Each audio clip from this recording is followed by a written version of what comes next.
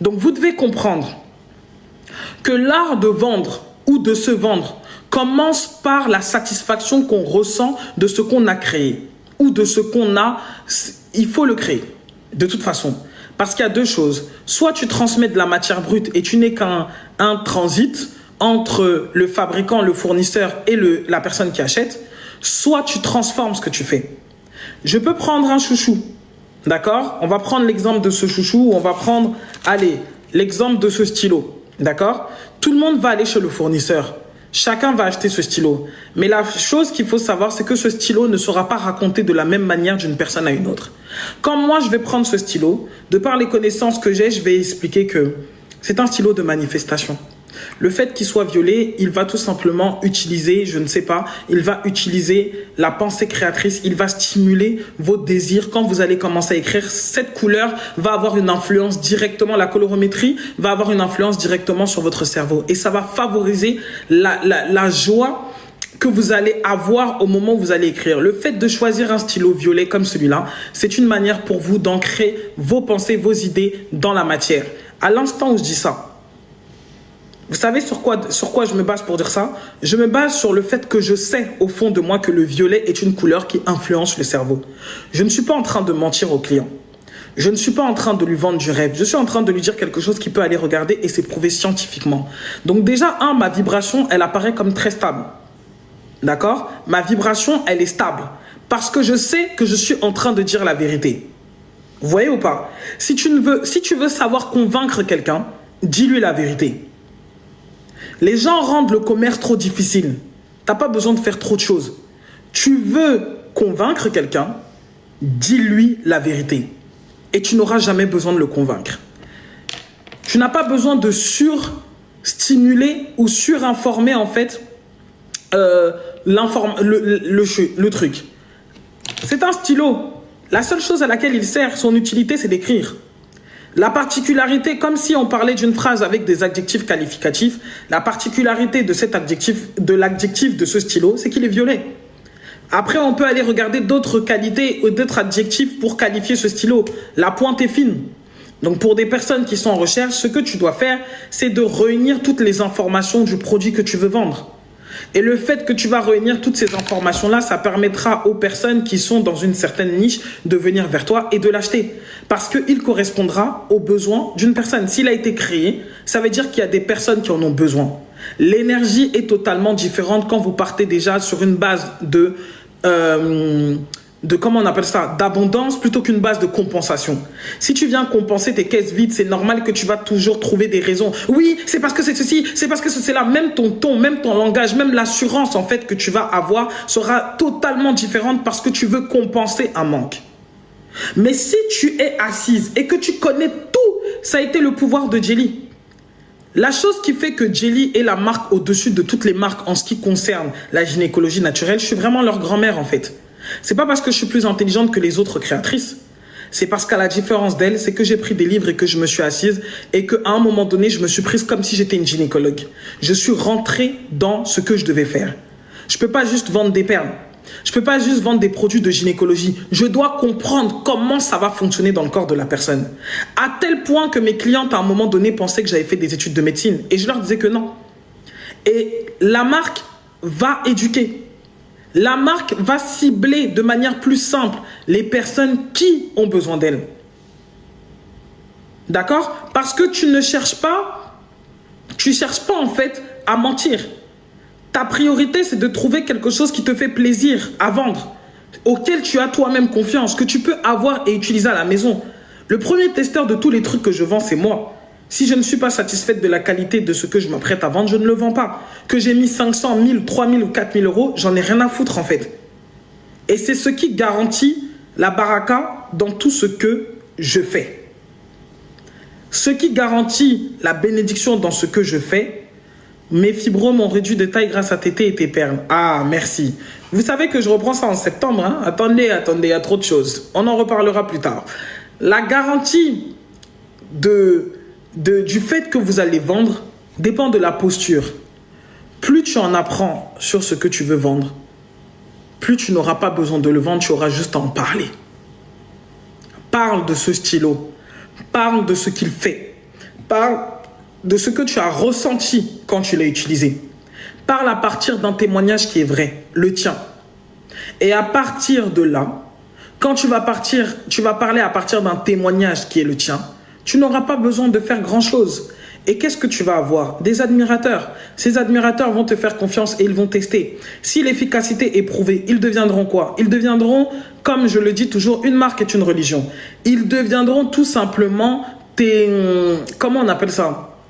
Ils deviendront tes évangélistes, d'accord? Ils deviendront tes évangélistes. Ne pensez pas en commerce, pensez en église. Là où l'église m'a inspiré, c'est ça. Ne pensez pas en commerce, pensez en église.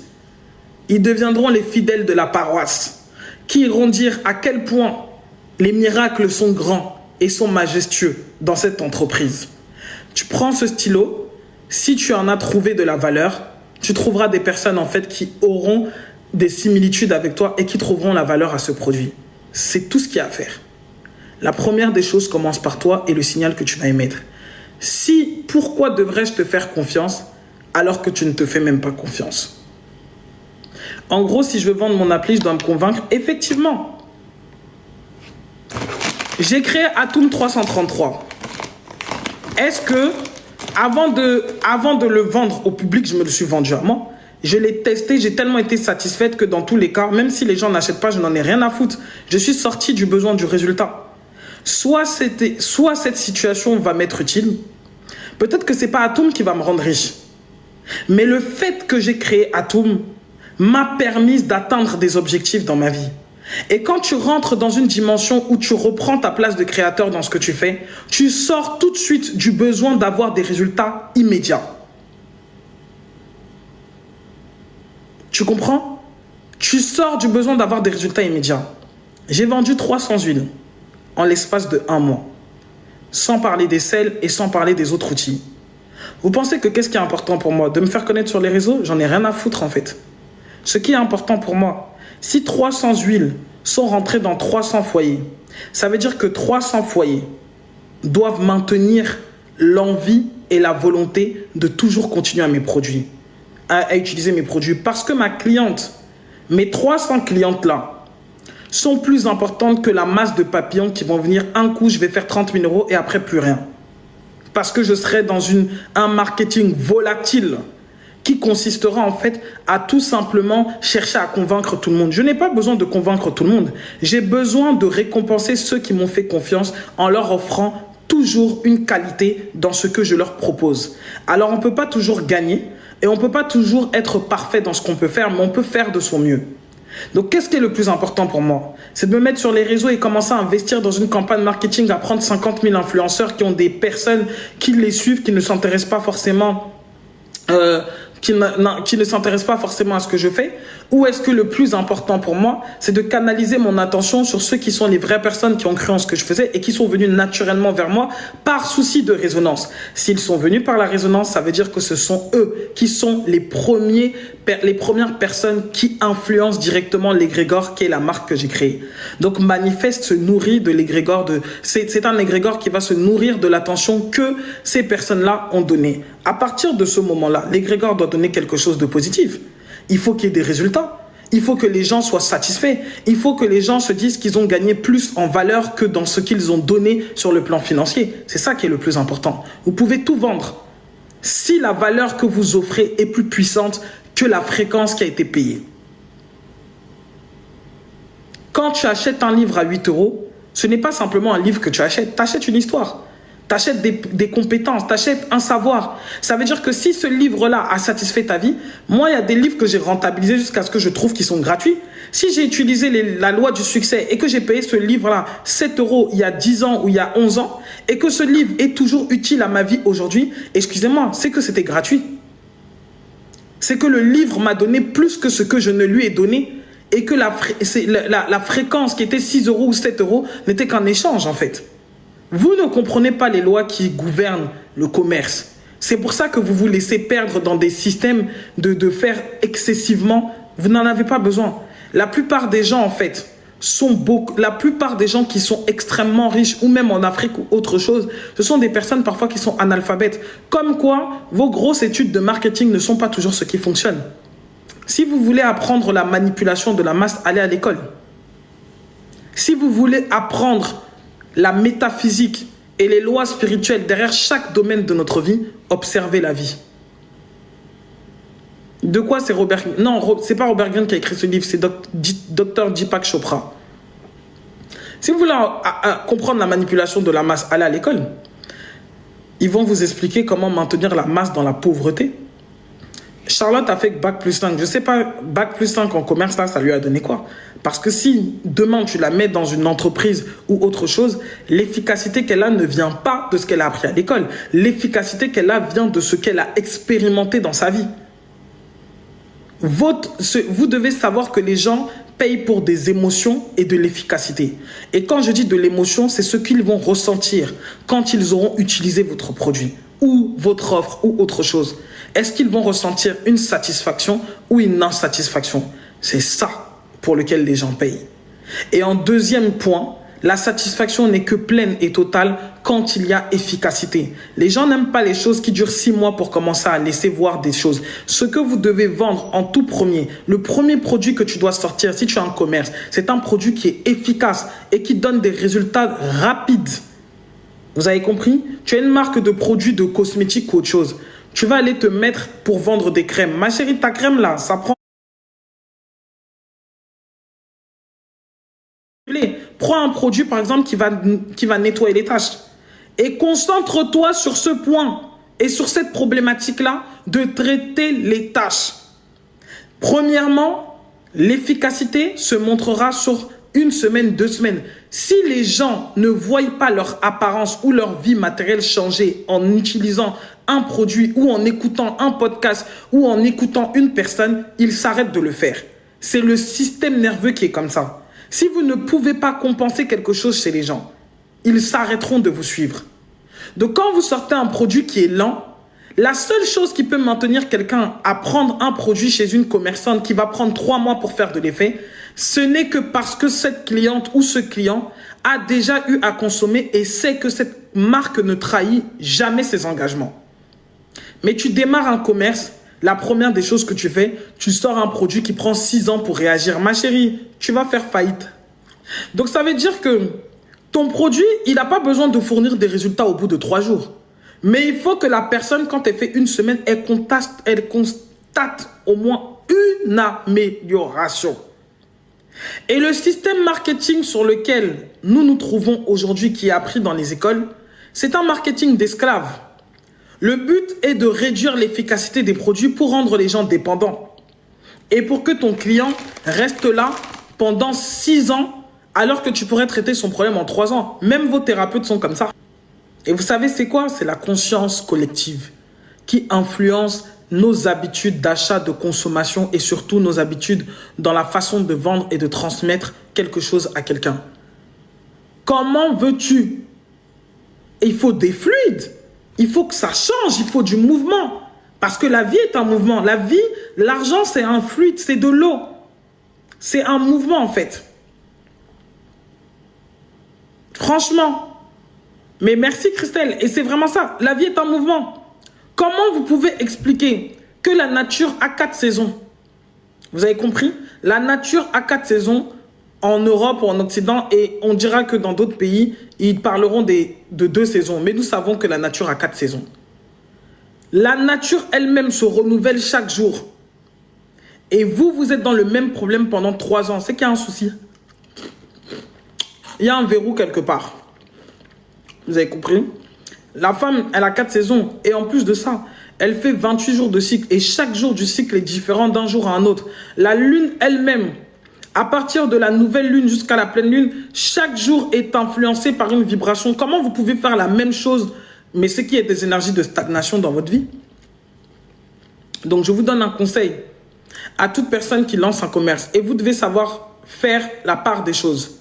Il y a ce qu'on appelle des projets à moyen terme, et il y a ce qu'on appelle des projets à court terme, et il y a ce qu'on appelle des projets à long terme. La personne qui ne sait pas maîtriser les cycles dans lesquels il se trouve, c'est une personne qui est appelée à perdre.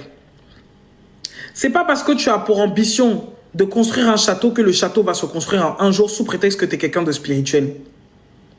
You listen to me. C'est pas parce que Tu es quelqu'un de spirituel. C'est pour ça que même tout à l'heure, j'étais au salon de coiffure, j'ai dit la manifestation, c'est pas de la magie. Hein. C'est pas... faut se calmer, les gars. Hein. C'est de la science. Tu n'as pas de vibration et tu veux créer quelque chose de durable sur des années, tu peux pas. Si demain, il y a une entreprise que... Admettons demain que je crée quelque chose et que cette chose-là explose et pète les millions, des millions, des millions, les gens ne verront que l'entreprise et diront que oui, c'est ça qui a... Non. C'est plusieurs années d'expérience qui ont permis à en arriver là. Bien sûr, manifester, c'est de la science. Si vous ne vous éduquez pas, ça vous regarde. Manifester, c'est de la science.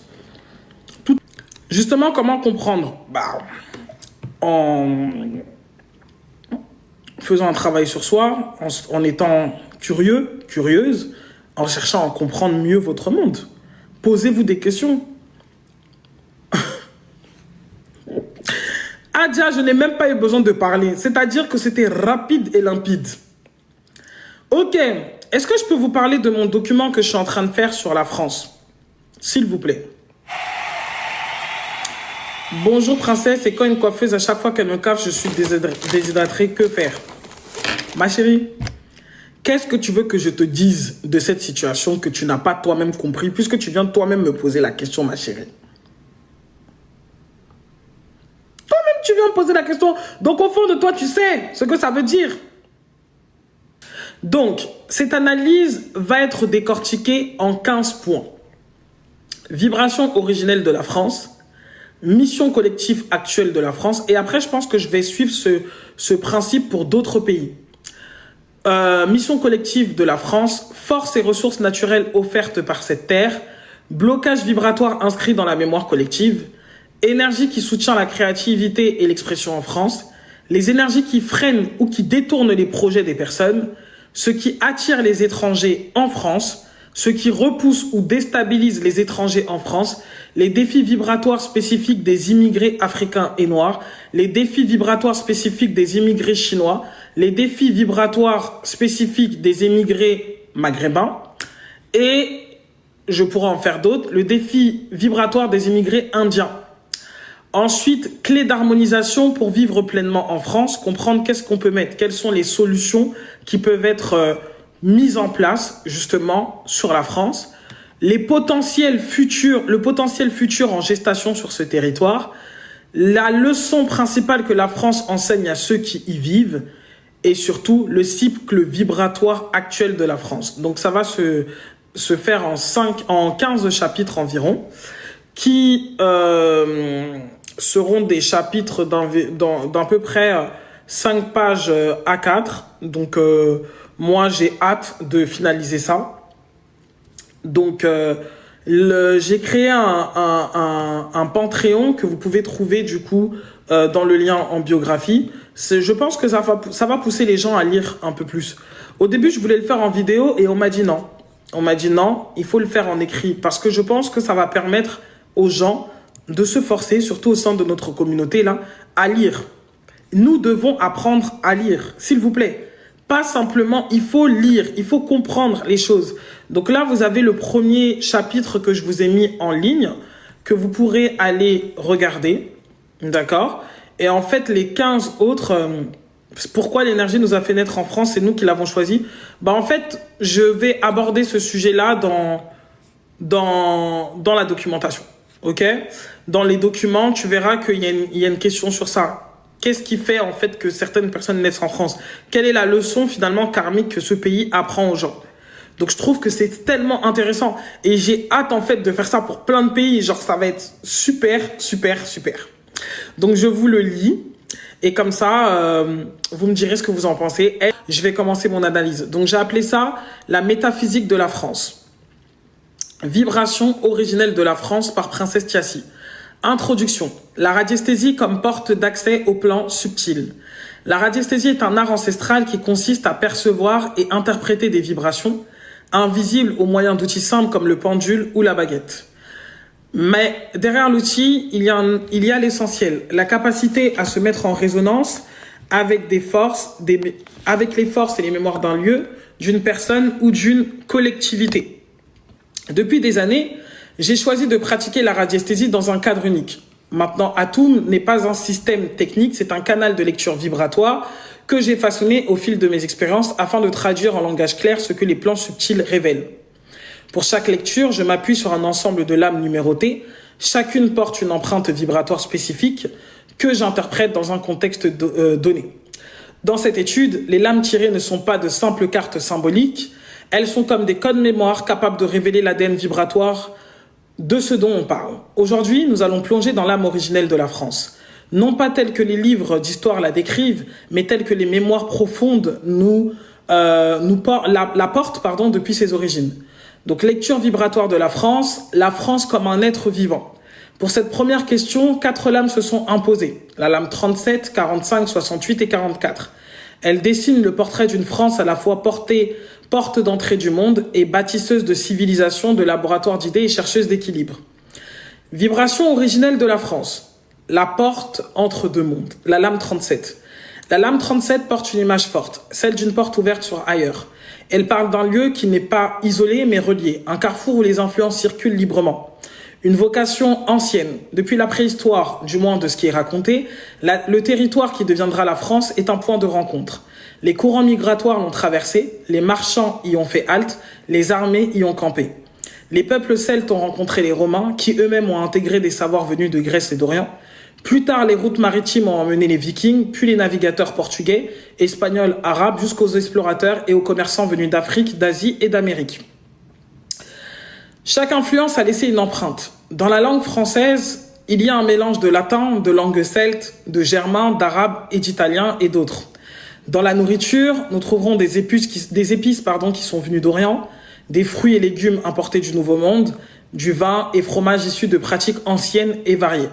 Dans l'architecture, on retrouvera des mosaïques romaines, des églises romanes, des forteresses médiévales, des immeubles haussmanniens et ainsi de suite. Toutes ces choses ont été importées.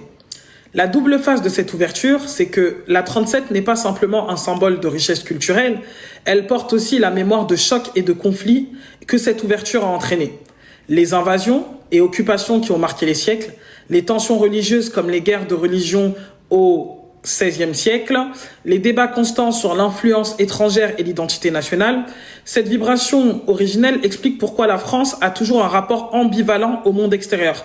Elle aime être au centre des échanges, mais elle veut aussi protéger son identité.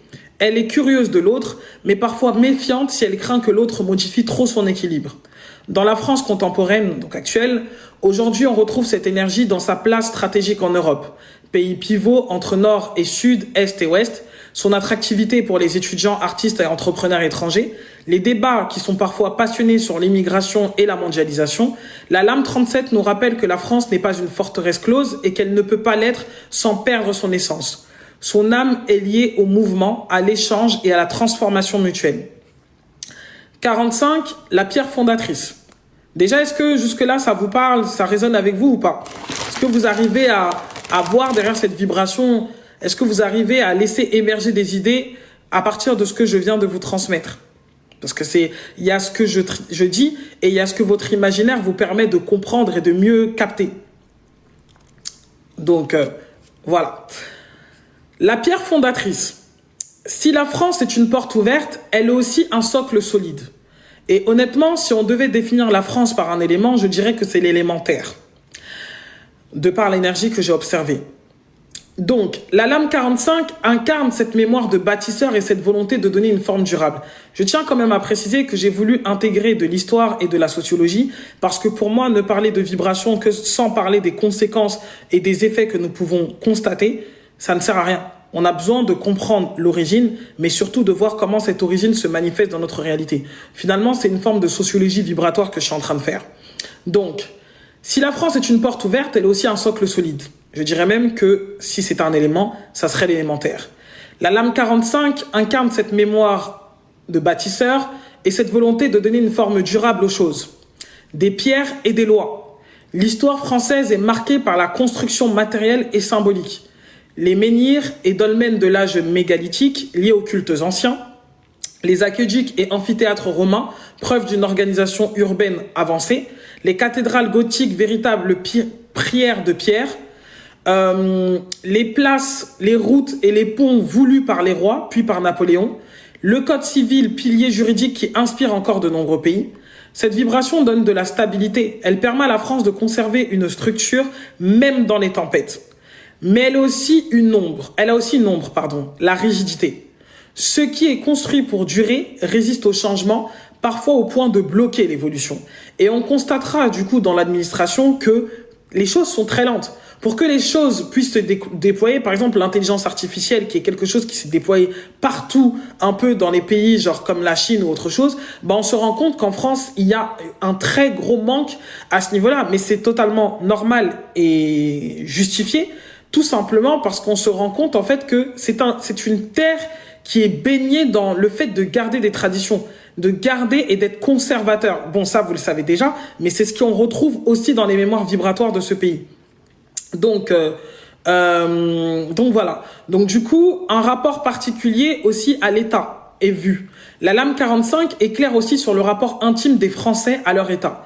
L'État est vu comme un protecteur, un garant des droits et des services publics. Nous prenons l'État un peu comme papa. Mais cette protection peut se transformer en lourdeur administrative, en lenteur dans l'action et en immobilisme en fait. Historiquement, ce rapport vient du centralisme royal puis républicain. Par édicte, le reste du pays suit. Cela crée un sentiment de fierté nationale, mais aussi une frustration dans les régions qui peuvent se sentir très peu écoutées ou tout simplement mises de côté. En dehors de ça, on va tirer la lame 68 qui parle de l'œil visionnaire. La lame 68 apporte la dimension créative et intellectuelle. Elle montre que l'âme française ne se contente pas de bâtir, elle invente et repense le monde. Et parfois, elle veut trop repenser le monde des autres. Il y a vraiment ce ton moralisateur que la France va prendre et va tout simplement dire « Oui, nous, on estime que c'est ça ». Pourquoi? Parce que la France porte dans sa vibration originelle le foyer des idées en fait. Les grandes révolutions politiques, artistiques et scientifiques françaises sont connues. On sait que nous avons les Lumières qui ont été des concepts universels comme la liberté, l'égalité et la fraternité, les révolutions de 1789, 1830, 1848 et mai 68, les avant-gardes artistiques, l'impressionnisme, le surréalisme, les nouvelles vagues. On peut aussi retrouver les innovations scientifiques et techniques, la photographie, le cinéma, n'oublions pas que le cinéma est né en France, l'aviation et la médecine. Cette énergie visionnaire, elle fait de la France un laboratoire d'idées. D'accord? Un pays qui aime expérimenter, mais elle a aussi un revers, l'instabilité. En fait, on est vraiment dans un pays dont les énergies sont très ambivalentes. C'est soit tout, soit rien. Il y a un besoin constant de remettre constamment les choses en question qui peut tout simplement empêcher de consolider et d'aller au bout d'un modèle. C'est-à-dire qu'il n'y a pas un modèle fixe. Chaque fois qu'il y a un nouveau président, il veut réformer, il veut tenter, il veut définir en fait de quelle manière les choses doivent être faites et de quelle façon ça doit aboutir. Et finalement, il y a cette dimension où les gens veulent tout simplement être très stables et très harmonieux dans leur façon de vivre, parce qu'on trouvera naturellement qu'en France, on a vraiment cette volonté à garder un équilibre entre vie familiale et vie professionnelle, ce qu'on ne trouve pas dans les autres pays. C'est vraiment ancré chez nous, la quête de l'harmonie. Mais de l'autre côté, il y a une instabilité aussi qui est profonde, et c'est là en fait où ça peut être tellement incohérent, dans le fait que non seulement on est très conservateur et on veut maintenir nos traditions, mais en même temps, il y a le truc on veut toujours tout remettre en question, et c'est ce qui fait aujourd'hui que on se retrouve en fait avec un pays, avec un État qui est constamment en train de remettre en question même ce qui est de l'ordre du naturel. Remettre en question même ce qui est de l'ordre qui ne devrait même pas être changé. En fait, la construction haussmannienne, il faut savoir quelque chose. Donc là, c'est purement de l'histoire. Il me semble que c'est Napoléon III qui a évolué en Angleterre et qui se retrouve en fait tout simplement à constater que que Londres est vraiment bâti, et genre c'était Londres qui était vu, qui était mis en lumière. Et maintenant, qu'est-ce qu'il fait? Il sort de Londres, il revient en France et il se rend compte que normalement Paris devrait briller autant que Londres. C'est ça l'histoire. Donc il commence à dire comment ça se fait que Paris est un trou à rats alors que Londres, qui est la capitale finalement de l'Empire anglais, finalement, il y avait cette rivalité entre les Anglais et les Français. Et donc, du coup, Napoléon III, il me semble que c'est Napoléon III, il dit, mais attends, comment se fait-il que la France, qui est au-dessus de eux tous, parce que vous connaissez le côté très impérialiste de la France, ils sont au-dessus de tout, comment se fait-il que Paris n'est pas aussi développé, finalement, que Londres? C'est comme ça que Napoléon III s'associe avec cet architecte qu'on appelle Haussmann. Et donc, c'est à partir de là, en fait, qu'il décide de restructurer, en fait, les cartes de Paris et d'en faire, finalement, la ville qui devra briller dans le monde entier et qui devra attirer le monde entier. C'est sur base de ça. Et c'est comme ça que Paris a été retapé parce qu'au départ, c'était un trou à rats. Donc, c'est ça. Une œuvre d'art pour que les gens, en fait, puissent venir admirer Paris. Donc, il y avait quand on dit qu'ils ont pris des autres, c'est parce qu'il y a toujours ce besoin de s'inspirer de ce qui est fait ailleurs, de prendre les œuvres d'ailleurs et de les ramener à Paris pour que Paris soit toujours au centre de tout. C'est vraiment plus dans ce sens-là. Donc, on continue. La quête d'harmonie, on va parler de la quête d'harmonie qui ressort par la lame 44 et qui parle de la tension qui traverse toute l'histoire française. Trouver un équilibre entre les forces contraires. C'est vraiment la grande tension, en fait. Bah oui, mais c'est aussi ça. Les objets volés, les idées empruntées. Au final, c'est pas un pays qui s'est construit sur lui-même. C'est un pays qui s'est construit en toujours en cherchant à prendre ce que l'autre a, en copiant, en regardant. Quand on regarde, par exemple, l'Arc de Triomphe, à la base, c'était quelque chose de purement romain. C'était basé sur le fait que les Romains, quand ils revenaient de guerre, il y avait tout ce truc qui était mis en place pour les célébrer. Et c'est comme ça que les arcs ont été construits à Paris. Donc, du coup, il y a dans cette culture française ce besoin toujours de se comparer, de regarder ce que les autres font et de vouloir quelque part les dominer et de faire peut-être mieux, quitte à leur arracher. Mais on arrivera au blocage. S'il vous plaît, laissez-moi finir mon analyse. On en arrivera là. Quels sont les grands blocages en fait qui gouvernent l'énergie de ce pays? Là, pour le moment, on est dans la vibration originelle. Et la vibration originelle n'est pas forcément teintée de quelque chose de négatif. Au final, cette curiosité qui va caractériser la France, cette grande curiosité, cette grande volonté à faire mieux, à se perfectionner, c'est pas quelque chose de mauvais. C'est devenu mauvais à partir du moment que ça ne tenait plus compte des besoins des autres et qu'en fait, on est rentré dans une dimension de conquête où les gars ont décidé qu'ils voulaient prendre à n'importe quel prix. C'est là le vrai problème. Donc, en soi, vouloir faire mieux ou s'inspirer de ce qui existe pour faire davantage pour son peuple, ce n'est pas un problème. Le problème qui se pose, c'est quand on décide de ne plus rien respecter et de détruire tout fondement de vie, en fait, dans le but d'obtenir des choses parce que il faut toujours prouver. C'est le proving. Si on devait utiliser notre jargon actuel, Paris, c'est le proving. La France is the proving. Vraiment, c'est ça. Donc, du coup, la quête d'harmonie, on parle dans la lame 44 d'une tension qui traverse toute l'histoire française, qui fait qu'il y a un problème entre trouver un équilibre entre les forces contraires, liberté et ordre, ouverture et protection, tradition et modernité. Une quête finalement qui n'est jamais achevée. Après chaque révolution, on cherche une nouvelle stabilité. Après chaque ouverture, on débat des limites à poser. Après chaque avancée sociale, on discute de sa viabilité économique. Il y a des notions de géométrie sacrée dans les constructions de Paris et de ces grandes villes. Effectivement, quand je vais décortiquer, j'ai vraiment envie de faire un autre truc où je vais décortiquer les arrondissements, les vibrations des arrondissements et peut-être des villes et des régions. Mais pour le moment, s'il vous plaît, laissez-moi lire. Donc, cette quête qui nourrit l'âme du pays, mais qui fatigue parfois ses habitants. C'est cette quête, qui nourrit l'âme du pays, mais qui fatigue parfois ses habitants. Le compromis n'est jamais totalement atteint et c'est peut-être ce qui maintient la France vivante. Elle est en mouvement permanent. En synthèse, en rassemblant ces quatre lames, on dira tout simplement que par la lame 37, le feu originel de ce pays, c'est l'ouverture du monde, le brassage, la transformation des influences. En dehors de ça, nous avons la construction durable, les institutions fortes et la rigidité possible. La créativité intellectuelle et artistique, l'instabilité potentielle et la recherche d'équilibre entre les contraires. La vibration originelle de la France est celle d'un pays à la fois carrefour forteresse, laboratoire et équilibriste. Vivre ici, c'est accepter cette tension, être ancré dans le sol ancien, tout en restant ouvert au vent du nouveau monde. Princesse Cassie, radiesthésiste et penseuse du nouveau monde. J'aime trop ma vie. Veut des idées de projet.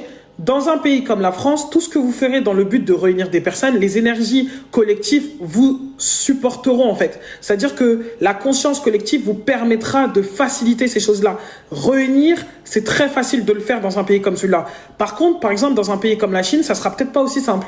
Parce que les gens sont très fermés, très conservateurs sur leur façon de vivre et je sais pas si vous voyez, on pourra analyser, mais vous pourrez faire des comparatifs et comprendre justement que toute cette analyse va pouvoir servir pour chacun d'entre vous quand vous allez les télécharger de base pour mieux comprendre votre monde. pour mieux comprendre ce pays, pour mieux savoir comment vivre dans cette société. Le but, c'est pas de dire que c'est mauvais ou c'est bon. Le but, c'est de se réconcilier et de comprendre quels sont les défis, quels sont les avantages et qu'est-ce que je peux utiliser à mon avantage. Si je suis dans un pays où ce qui est valorisé, c'est tout ce qui est lié à de la ressource commune, bah je sais que si demain, je lance une entreprise d'investissement, ce qui prendra plus vite et qui sera soutenu par la conscience et l'égrégore collectif, ça sera tout simplement des évolutions, des systèmes participatifs où on fait des choses ensemble, où on évolue ensemble. Je sais que toujours dans ce mécanisme-là, il y aura plus de facilité à s'associer et en fait, on est dans un pays où les associations se font facilement au niveau des entreprises. Là où on trouvera dans d'autres endroits où les gens sont très regardants sur le fait de s'associer et ils préfèrent tout garder de manière individuelle, les gens s'associent facilement pour des projets en France. Ne l'oubliez pas. Donc moi, mon objectif aussi au travers de ça, c'est de dire déjà aux personnes qui me ressemblent et qui s'identifient à moi, trouver une place en fait. Parce que si on va refaire cette analyse pour la Côte d'Ivoire, la Chine, le Congo-Brazzaville, le Congo-Kinshasa, le Rwanda ou peu importe quel pays, vous comprendrez en fait qu'il y a une histoire originelle, qu'il y a des avantages, qu'il y a des inconvénients et que la personne qui maîtrise son environnement, c'est la personne qui fait en sorte qu'il n'y a plus cette dualité entre avantages et inconvénients. Il n'y a que de l'information et qui se base sur cette information pour transformer sa réalité. C'est ça, devenir maître de son propre jeu. Comprendre pour maîtriser, maîtriser pour créer, créer pour se réaliser. Ok? Donc on continue. Cette ressource collective est un levier énorme pour répondre aux défis actuels à condition que les énergies soient alignées et non dispersées dans les conflits. La recherche d'harmonie revient encore. 44. Déjà rencontrée dans la vibration originelle, la lame 44 réapparaît ici mais sous l'angle d'une force. La France porte dans ses gènes une volonté de mettre en équilibre des éléments opposés. Dans la société, système de protection sociale fort, tout en maintenant un espace pour l'initiative privée. Mariage de tradition et innovation dans la mode, la gastronomie, et l'urbanisme. Les alliances entre les marques, qui se font beaucoup de plus en plus. Capacité à accueillir des influences étrangères et à les franciser sans les dénaturer. Dans le rapport au monde, la France aime jouer un rôle de médiatrice, de diplomate, de dialogue culturel, d'implication dans les négociations internationales. Elle possède un savoir-faire unique pour faire cohabiter des points de vue divergents, même si cet équilibre est parfois encore fragile. Donc, la synthèse, 3 piliers de force. Les forces naturelles de la France peuvent se résumer en 3 piliers vibratoires. Une base fertile et généreuse, donc capacité à nourrir, physiquement et symboliquement, abondance de ressources naturelles et culturelles. Une créativité collective qui est là, savoir rassembler pour accomplir de grandes choses et la capacité à faire naître des innovations durables et reconnues mondialement. Une recherche d'harmonie, volonté de concilier des forces opposées et aptitude à créer des équilibres nouveaux à partir de réalités complexes. J'admire ta lucidité et ta pertinence liées à autant d'abnégation dans tes dires très réels. Merci beaucoup. En fait, moi, j'essaye d'être juste. On n'est pas là pour... je ne prends pas les choses avec émotion. Je pourrais regarder les choses avec les yeux teintés d'une camite endurcie ou d'une africaine trop colérique. Ça ne servira à rien.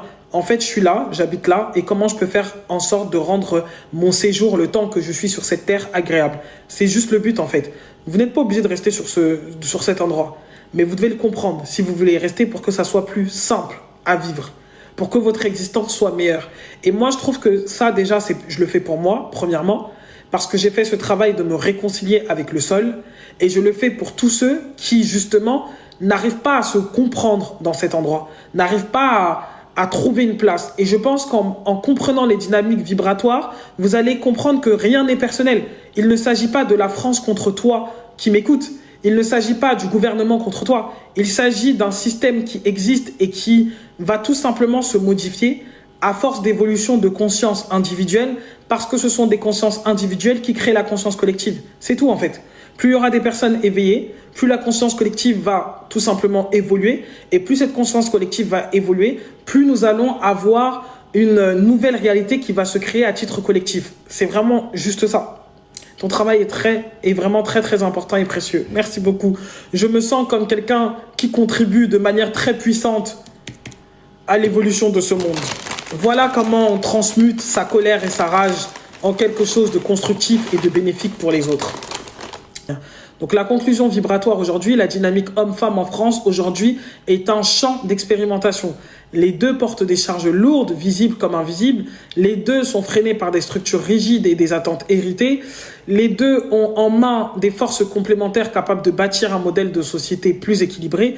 Et la clé commune, finalement, c'est de passer de la logique de confrontation à la logique de co-création, donc le couple sacré, en reconnaissant que la libération de l'un est liée à la libération de l'autre. On ne peut pas faire l'un sans l'autre. Voilà. Donc voilà. Pour là, j'ai fini. Je trouve que j'ai donné assez d'informations. Donc voilà. La première partie est sur le document, et sur Patreon, et je vais prendre le temps vraiment de tout bien faire et de pondre quelque chose de super puissant. Ok? Donc je vais me relire. Je vais pas. La première partie, c'était juste un jet d'informations. On va dire que c'était un essai, mais là, je vais vraiment apporter davantage de la connaissance. Et si le lien, vous cliquez sur le lien sur mon TikTok, et dessus, vous allez voir, il y a marqué je suis fatigué, la métaphysique de la France. Et là, vous allez voir déjà le premier essai. Et dans tous les cas, ça va être amélioré encore. Donc voilà, je suis contente de porter ce projet. Et je trouve ça super intéressant. Je pense que ça va vous aider à mieux comprendre certaines dynamiques que vous observez et que vous ressentez actuellement. Donc voilà ce que j'avais à dire.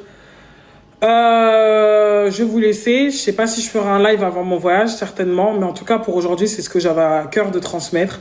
Et écoutez, je vous souhaite de passer une très bonne soirée. À bientôt.